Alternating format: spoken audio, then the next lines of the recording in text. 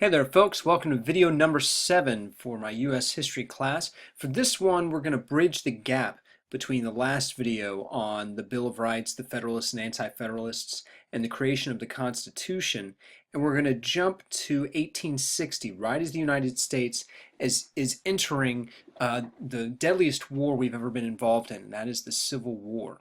But there was a lot of very important stuff that happened between 1790 and 1860, so this is a brief overview of some of those things. First of all, it's best to get an idea of where the United States was in 1790.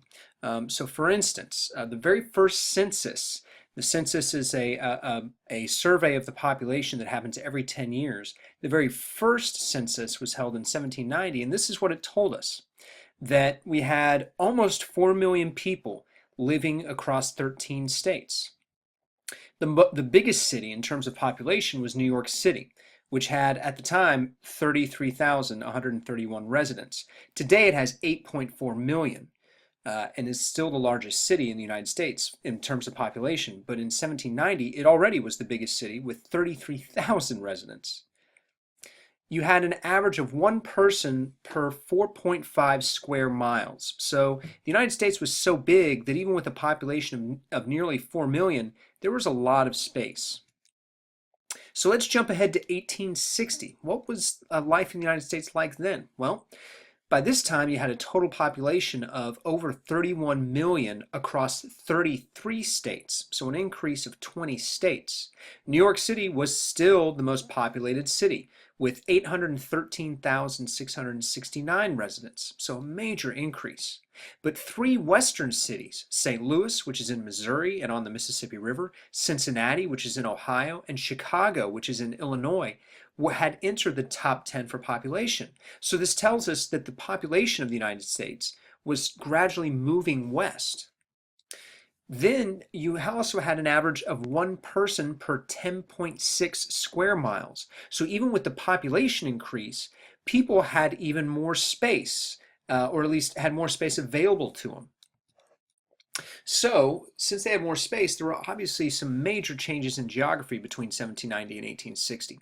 Here's what the United States looked like in 1804, right after we had purchased what became known as the Louisiana Purchase from France. You'll notice right in the middle of this map, the Louisiana Purchase that we bought from France. It was explored by Lewis and Clark, if you've ever heard of them, in Sacagawea. Well, about 20 years later, in 1821, we had organized a lot of this territory with the Missouri Territory and Arkansas, and had reached all the way to the Pacific Northwest. Then, in the 1850s, we had organized even more territory, and in fact, the United States finally stretched from the Atlantic Ocean to the Pacific Ocean because of the Mexican-American War, where we defeated Mexico and took over a lot of the western lands that they had controlled, including California. And then in 1860, right before the Civil War, you'll notice that the land had broken up in the Western Territory, had been broken up into several territories. There are major changes in politics. For instance, suffrage, or the right to vote, expanded amongst white men. Mainly this was because of property requirements being eliminated. It used to be that you had to own a certain amount of property or have a certain amount of wealth in order to vote. But a lot of states got rid of those requirements, and thus more men, or at least white men, were able to vote. And this helped lead to the election of more popular leaders, folks like Andrew Jackson, who was elected to the presidency in 1828. That election is seen as an example of the power of the common people. You also had arguments and compromises between politicians in government over the expansion of slavery in new states and territories as the United States got bigger. Some examples that you may have heard of: the Missouri Compromise in 1820 that tried to draw a line through the middle of the United States, saying that slavery could exist south of that line but could not exist north of that line. Well, then you had the Compromise of 1850 when America was deciding what to do with all the land that we had won from Mexico, and that tried to eliminate slavery in some states but allow it in others. And then you had the Kansas-Nebraska Act of 1854, which tried to solve the issue by saying that the people in the states could vote for it, but that still didn't please everybody and led to violence. in various places. And then you had the Dred Scott decision by the Supreme Court that basically said that Congress couldn't pass laws regulating where slavery could and couldn't be. And so that meant that slavery could exist in any state, regardless of what the residents of that state thought. So you had all these attempts to try and deal with slavery, to end it or limit it, and none of them worked. Compromise did not work in any of these situations. They just delayed the Civil War until the 1860s.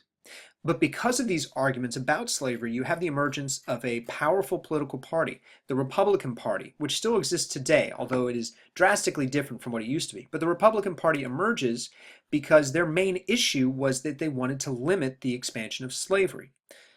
And so these arguments over slavery also fed into arguments over the power of national government versus state governments. Who should have more power, the national government or the state governments? One example of this was the nullification crisis in 1828, when Andrew Jackson was president. Arguments over whether states had to pay taxes that the federal government passed that they thought were hurting their economy. And for a while, the national government was able to assert its dominance, but eventually states became fed up with the national government and who was leading it, especially when the Republicans, namely Abraham Lincoln, had control of the government. And the expansion of slavery and debates over tariffs helped fuel these arguments between the national government and state governments.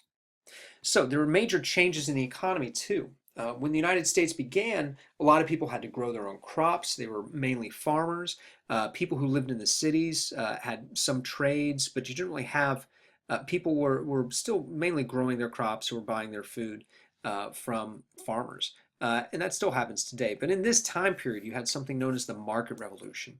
And what this meant was that people were able to buy and sell goods instead of making them themselves. So instead of you growing your own crops, more and more people were buying their crops from other people. Instead of you making your own clothes, you could buy pre-made clothes from somebody else. This helped lead to an increase in factories, mainly in the North, factories that made clothes and textiles. The raw materials for these factories in the northern factories were often provided by southern plantations and farms where they grew things like cotton and indigo. Technology also vastly improved and helped increase production in these factories and on farms. You had things like the cotton gin that made it much easier to produce cotton and make it useful to making textiles. There were gold and silver rushes out west in places like California and Colorado. And this helped fuel mass migration out west to those places. California Gold Rush, for example, started in 1848, but a lot of people started moving out there in 1849, hence the San Francisco 49ers football team. This also led to increased wealth for quite a few folks and for the government. They were able to bring in a lot of gold and issue a lot more currency, which enabled a lot of people to spend more money. You also had some big changes in society. You had reform movements, groups that wanted to improve American society in a wide range of topics like public education. You had the emergence of the first public schools, which meant that states paid for the schools and students could attend them at no additional cost. You had reform movements in prisons where they tried to actually reform prisoners instead of just punishing them.